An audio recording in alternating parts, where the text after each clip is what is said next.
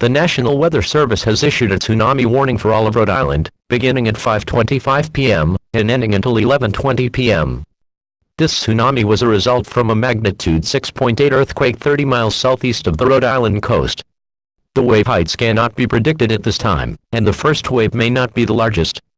The arrival time of a tsunami is estimated to be 45 minutes. Evacuate to higher ground now, or evacuate from Rhode Island.